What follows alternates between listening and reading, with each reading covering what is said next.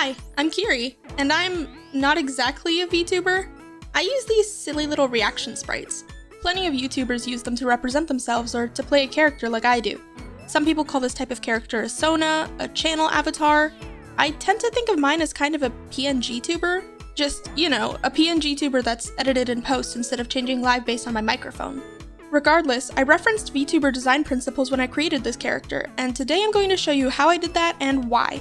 Whether you want to plan out your next live 2D model, make a channel avatar like mine, or just create an appealing OC, these are things VTubers do really well that you can incorporate too. By following this process, you might even improve your art overall. Before you draw a single line, you should start by planning your character's concept. This can include environment, backstory, and in the case of VTubers or channel avatars, it should also include the type of content you want to make. So what themes do professionally designed VTubers have, and how do they compare to their style of content creation? Gargura appears in pretty much every VTuber design video, but it's because her design is really good.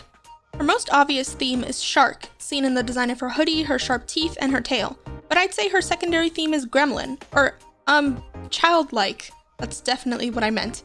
Between her round, chibi-style face and the cutesy shark hood that brings to mind a Kigurumi, she definitely comes off as a younger or less mature character. In my opinion, that works perfectly with her meme lord personality. Viewers don't expect her to be a serious person, so she's free to joke around. Rin Penrose is British. Just kidding, but her main theme is that of a prince.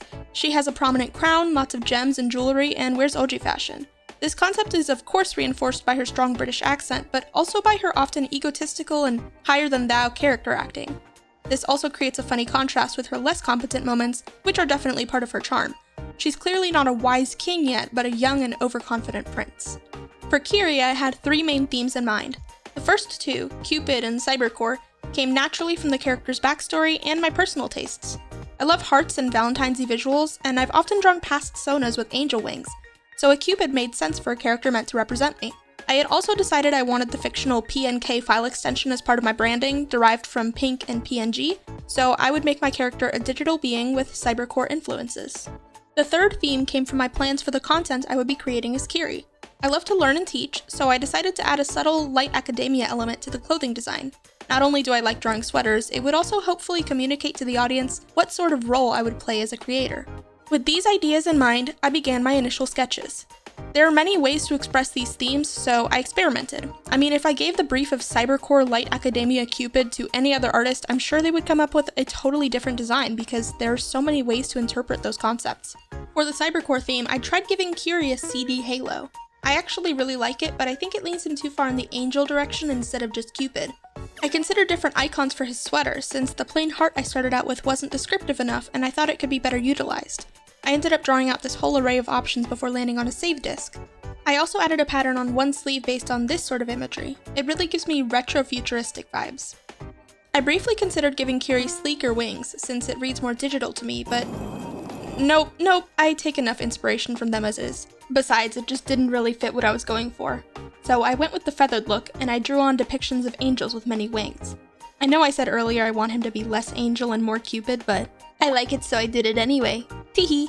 I do think I could have incorporated more hearts, but he does have a heart-shaped ahoge, a heart on his little save disc logo, and I hid one on the bottom of his shoes, since he can fly around freely and show them in some poses. As for Light Academia, I found references for the type of clothing I was picturing and played around. I tried sweater vests, button-ups, shorts in different colors and fabrics.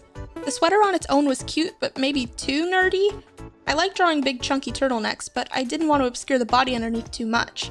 An open cardigan was a great compromise, and having it off one shoulder meant I only had to draw one hand. I mean, it provided an interesting silhouette. Speaking of which, let's move from planning to the next step. As you clean up your concept sketch, pay attention to shape design. I like to use stylized and exaggerated shapes to keep the character from being just a generic humanoid shape, and I like to add in motifs that relate back to the original concepts. Bale's Heikos is a great example of this. Her main themes are chaos and rats. For the chaos theme, the biggest clue in the shape design is in her asymmetry. One ponytail is longer than the other, and she has one puffy leg warmer and one skin-tight sock. These elements create contrast between big and small. Similarly, we can compare how the round shapes of her leg warmers and sleeves contrast with the sleek straight lines of her body and legs. This all keeps the design interesting and chaotic without actually being overwhelming. She also has a subtle motif of crosses and diagonals that I'd say contributes to the chaos theme further. Those sharp angles have an unpredictable feeling. While we're on the topic of motifs, she has plenty of more obvious rat motifs. There's her rat ears and tail, but as you look closer you'll notice those shapes repeated in her little rat friend on her head, the accessory on her hip, and of course explicitly drawn alongside the word rat written across her chest. She's kind of hammering us over the head with it, but you get the point. Anyone can look at her and know she's a rat. Let's compare this to Kiri. First up, big and small shapes. Kiri's cardigan is oversized and puffy with fun angles and curves around the wrists. By contrast, his legs are skinny and long since he's only wearing shorts and some form-fitting tights. Then the shape of his chunky sneakers contrasts with his legs yet again. This pattern of big, small, big, and round, straight, round creates interest. Similarly, I made the wings decrease in size as they go down the body to create big, medium, and small shapes. I'll talk more about why I did this later. Speaking of wings, another aspect we talked about is repeated motifs, which you can see in how I absolutely covered this guy in wing shapes. He has 3 sets of real wings, as I mentioned, but if you pay attention to his hair, he has one here, there's a pink streak in the middle, the shaved side fluffs out into a wing-like shape, and the big pink tufts at the nape of his neck look like they're gonna take off at any moment. This motif makes the hair shapes less generic and reminds the viewer of the Cupid theme even if they're just looking at Kiri's face. Once again, the word of the day is purpose. The shape and size of every element should be intentional, but if you're not sure which parts to make big or where to place your motifs, just put a pin in that for now. Next up is color. Most VTubers use 3 to 5 main colors in their design. Iron Mouse is iconic for her pink and purple color palette. They're soft and playful colors, going well with her high-pitched voice and cute personality, but her design also uses black, white, and red for accent colors. The 2 main colors are what you mostly remember, of course, while the accents help add variation and detail without the design becoming confusing. If every piece of clothing was just pink or purple, it would all blend together pretty quickly. Going back to Bae from earlier, her main palette includes 3 highly saturated colors, red, yellow, and teal, but she also uses black and white to tie those together. This palette again helps reinforce the chaos theme, since the main colors have very high contrast and could even be irritating to look at in one design if not broken up with these less harsh accent colors. For Kiri, the main colors in his design are pink, white, and blue, in about that order. I swear I didn't pick the trans flag colors on purpose. There are darker and lighter shades of the pink, so the layers of clothing are clear enough, but they're still similar enough that it's not overwhelming. Then there's the bright red accent color, which only appears in his hair. His eye color is also the only brown area, and the skin color is used sparingly, but I don't really count those 2 as part of the main palette. That's just my opinion though, and depending on the design, the skin tone may play a more important part in the overall balance of colors. So why these colors? The pink was always going to be the main color the design would revolve around because of the Cupid theme and the PNK name. Blue contrasts well with the pink to keep the design from getting too monochromatic. Monochromatic designs aren't always bad, but they're hard to pull off. The red hair comes from how I've always drawn my Sona with red hair, and combined with the pink and white, it calls back to Valentine's yet again. I think this is a pretty effective and cohesive color palette. Even the white I use isn't a pure white, but a very light and desaturated pink to keep the colors more unified.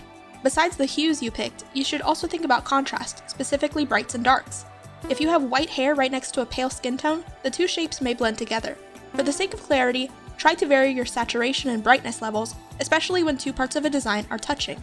Although Kiri's sweater vest and cardigan are both pink, his vest is the lightest pink in the palette, which touches the dark border of the cardigan, creating clear separation. His hair and eyes are both darker than his skin, making it clear where his face starts and stops. Humans like to look at faces, so that's really important. And that reminds me, take that pin out of your corkboard. Here's the biggest reason you should take inspiration from Vtubers, even if you aren't a Vtuber yourself. Vtuber designs are a masterclass in creating focal points. In the case of a Vtuber or avatar, you really want a viewer to look at the character's face. That's where the personality and life is. But a great Vtuber artist doesn't just slap some moe googly eyes on and hope they'll draw you in. Instead, they ensure a viewer will look exactly where they should. To create focal points on your characters, you really just need the steps we've already talked about, as long as you apply them correctly. First, the concept. Based on the themes you thought up for your character, what unique elements can you add to the head or upper body of the character? Do they have cool animal ears, hair decorations that reference their background, a high collar or interesting shirt design? These draw attention to the face, and for VTubers who tend to stream from the shoulders up, they're also nods to their concept that will actually be on screen most of the time. We can spruce up these elements further with shape design. For those animal ears, be sure they don't blend into the hair shape or get covered by accessories. Make them big and proud, especially if they're an interesting shape. For Kiri, I made his hair fluffy and wing-shaped to add lots of detail around his head. In comparison, his legs and feet are relatively smooth and simple shapes. This encourages you to focus on the top of his design where the most visual interest is. And finally, color. As I mentioned, this red accent color is only used on Kiri's hair. Normally, I would distribute colors evenly around the design to create unity, but this exception makes his head, and therefore his face, stand out. Use the most saturated colors for your character's hair, eyes, or head accessories to draw the eye. I also made Kiri's colors get darker the further down you go, so your eyes tend to glance over them. Not only do his wings get smaller and less distracting, they also get darker, so the big white wings at his shoulders stand out the most. That's why I made his tights dark blue and not the white that comes to mind first, since it aids in pushing your eyes up to the brightest part of his design. The same technique can be seen in Zentreya's design. Her body is all dark reds and blacks, but her comparatively lighter skin tone and white hair make you want to look at her face. Conversely, if most of your design is light, you could use a dark color like black hair or a dark skin tone to still create that contrast. If you plan out where you want your focal point to be, you can adjust the rest of the design to intentionally draw attention to that point.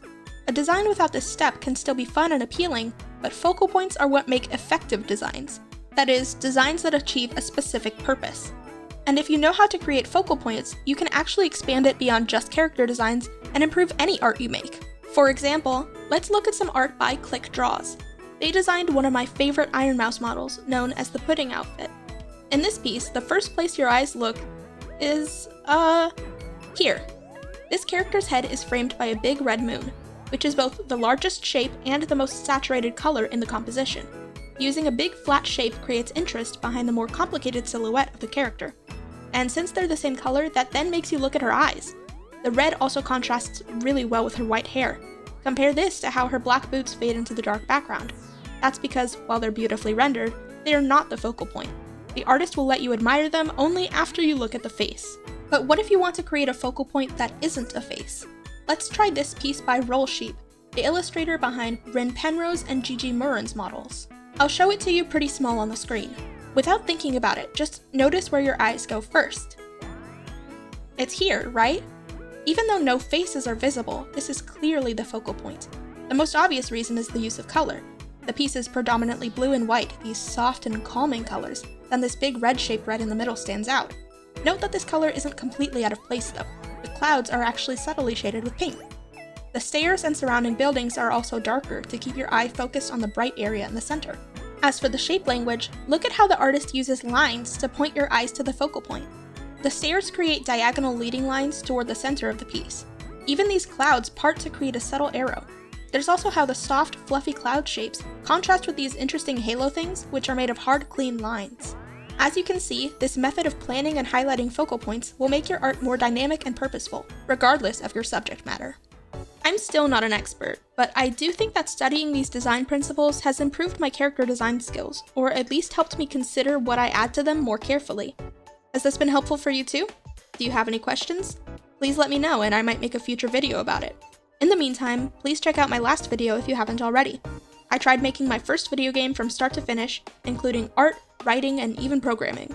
Until next time, this is kirigaya.pnk, shutting down.